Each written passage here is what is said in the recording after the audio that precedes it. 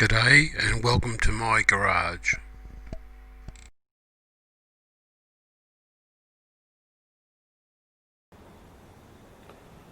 This is the start of the next project. This is an old bench grinder that I bought, well, back about 1970 something, 77. It's getting pretty old. It stopped work. Well, it didn't stop working. The switch broke. The switch down here broke. So I've got a new switch for it. It's a cheap Chinese thing, and it's cheap in all aspects. But I've replaced a couple of switches with these, and they do work. So for $8 or whatever they're pretty cheap.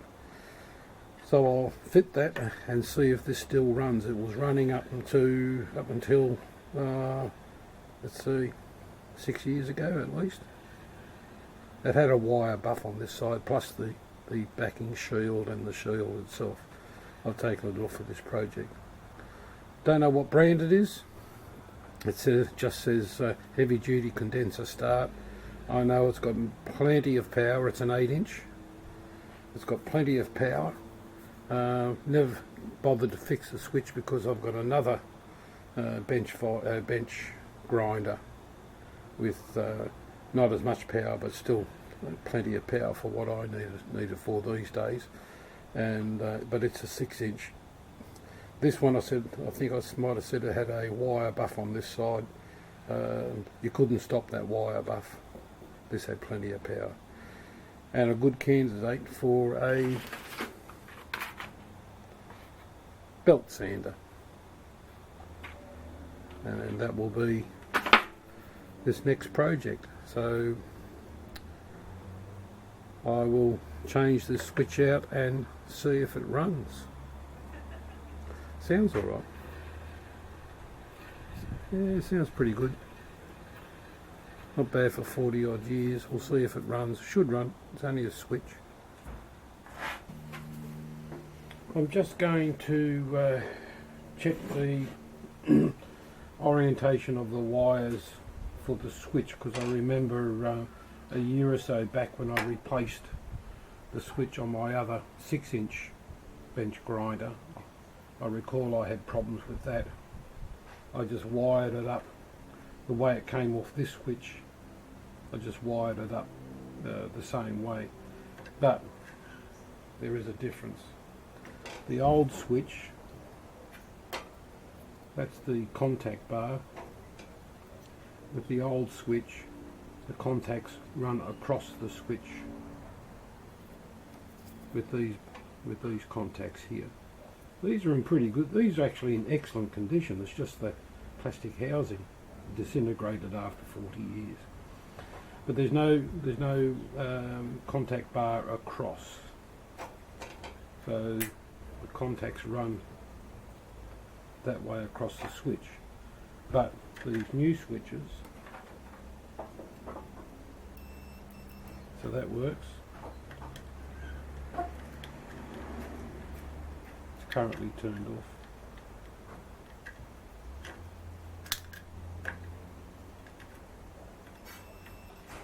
That one works.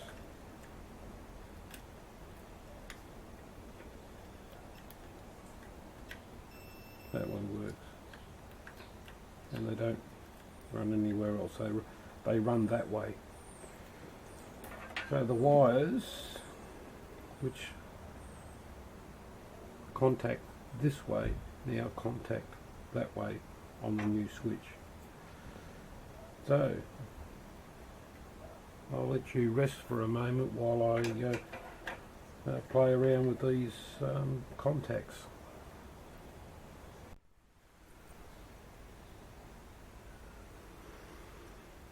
Well, I've managed to get this switch in, sorted the wiring out. I was correct about its orientation, so that's fixed.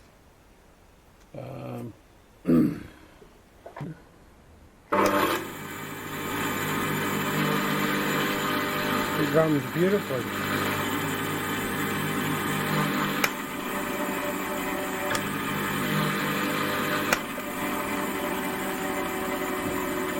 It's a condenser start, and a brake should cut in a moment.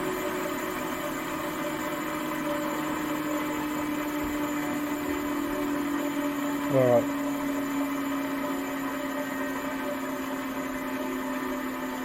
Come on, brake. Sounds good. Vibration is very minimal.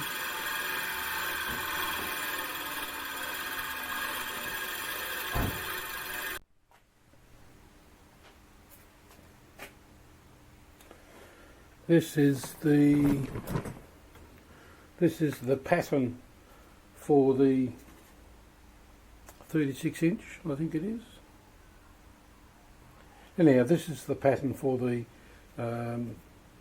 belt sander. So I had to laminate it because I didn't have the right thickness of material.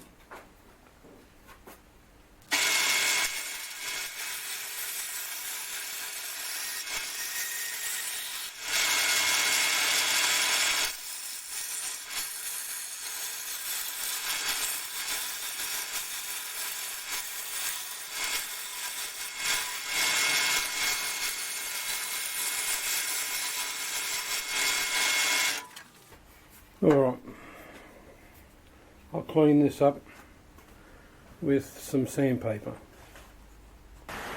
I've just drawn up the hub that will go on the back of the frame. So it goes on the back of the frame to go around this bell housing. I have to machine this bell housing for a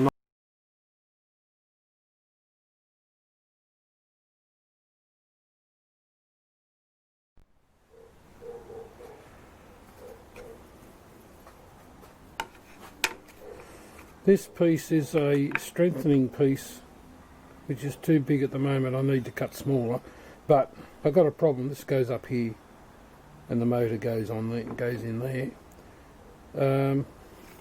What happened, Pete? I cut it I cut it at the wrong radius. It was supposed to be 185 and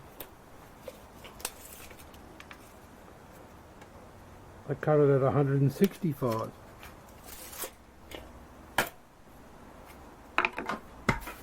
Rubbish bin. Start again.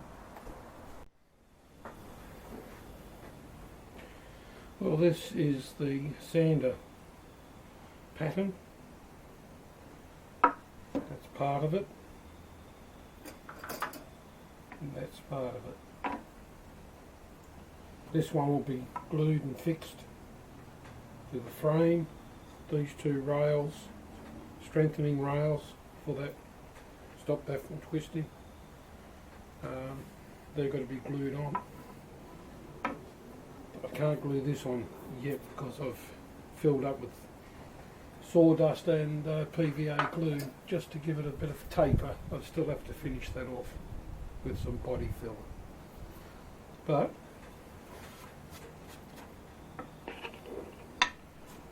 I'll put this down.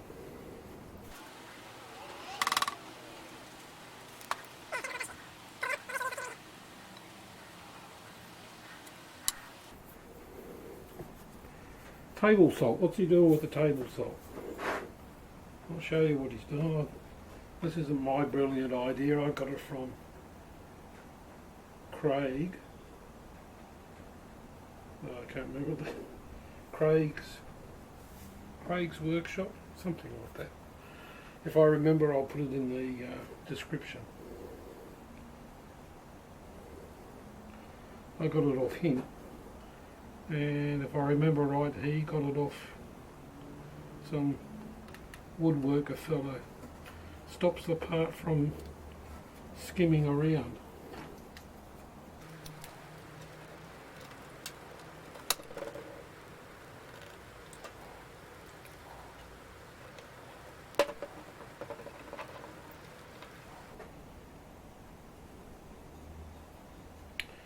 Oh, where's my nail gun?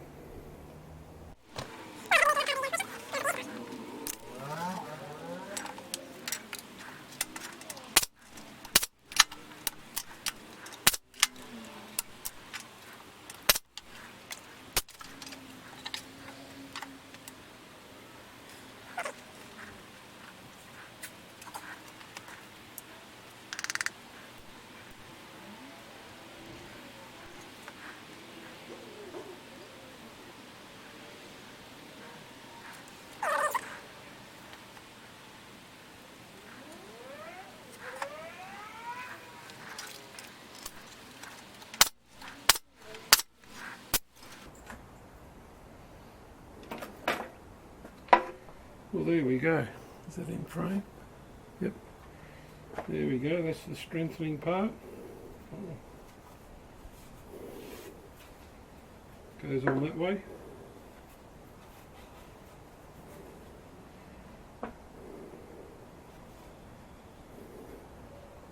So that's about 10 mil.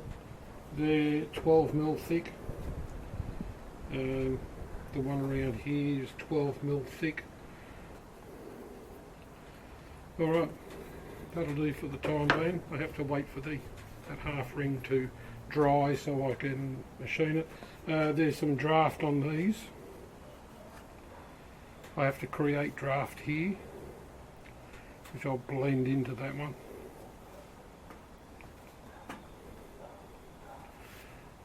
And then create some draft on the rest of it also. Getting close to finishing the pattern.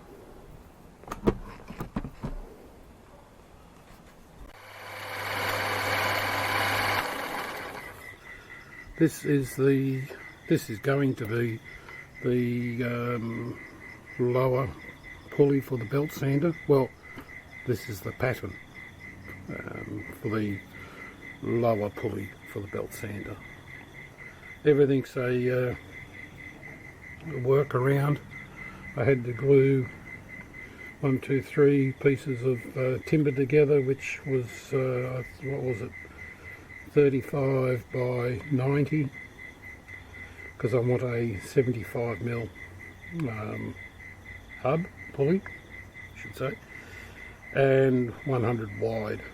The wide is the problem. So working around in reverse at the present moment with an upside down boring bar to get me closer to there, then this will come out and a high speed steel cutter will go in.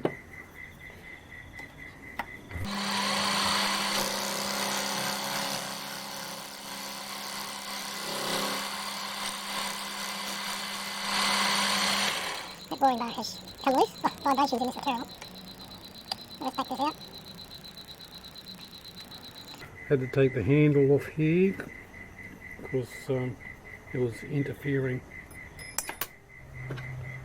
with the pattern.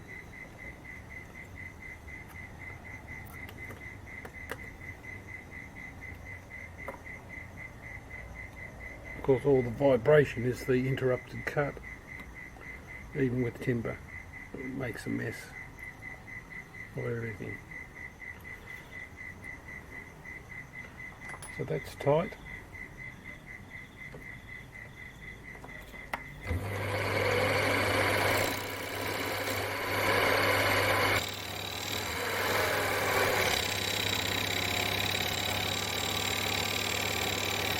The sandpaper.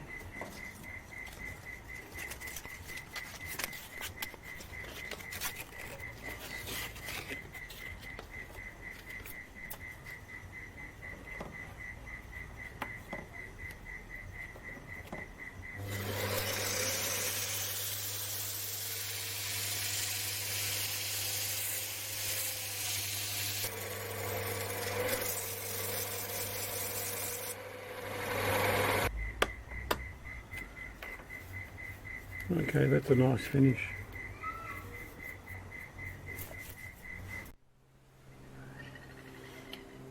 I need to continue machining this pulley pattern. So I thought I'd put it on the four jaw chuck because that won't fit in the little 3 jaw. So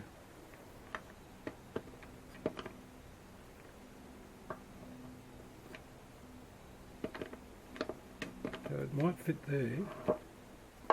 Well, it does fit there.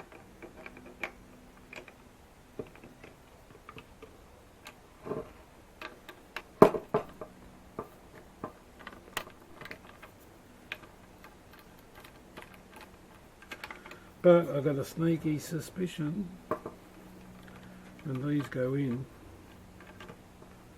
they're going to come together in the middle, the jaws that is, before they clamp the pattern. And yep.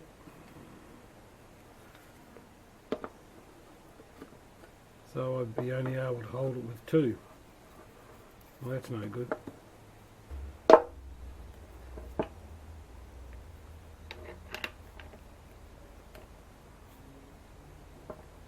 They're out as far as I can get them,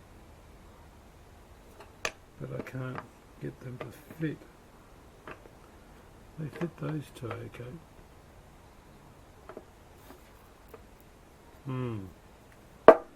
And it's no use going that way because that's far too small.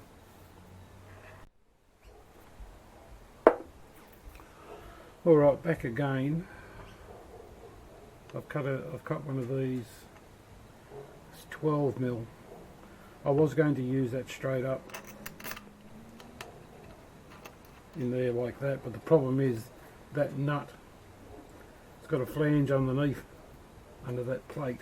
It needs another flange on top to clamp it all together so we don't get a lot of rock. Which meant I needed a 22mm at least. I think it was 22mm. That's 18 across there. So that's 4mm, that'd be 2mm. 3mm would be better. 18, 6 is 24mm. I've got some 24mm, but not much. Only about 200mm of it. It would do the job, but then I'd have no stock. And these are only going to be washers. So I've cut out a nylon breadboard.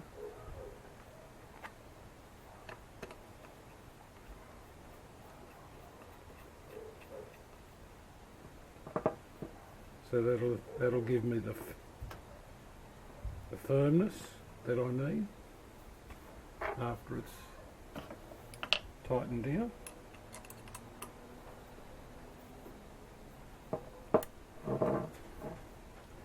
And I end up with a gripping length of about 30mm. So I'll make 3 more of these and 3 more of the nylon washers. I'm still on this lower pulley. Now I'm going to, well, I am in the process of machining this centre out to about a 10mm thickness here. This is at a 10 degree. I worked out the angle of the compound slide. I don't do mathematics too well. No, not trigonometry, I just don't know how to do it. So I drew it out and then put my protractor on that and worked out I needed about 10 degrees.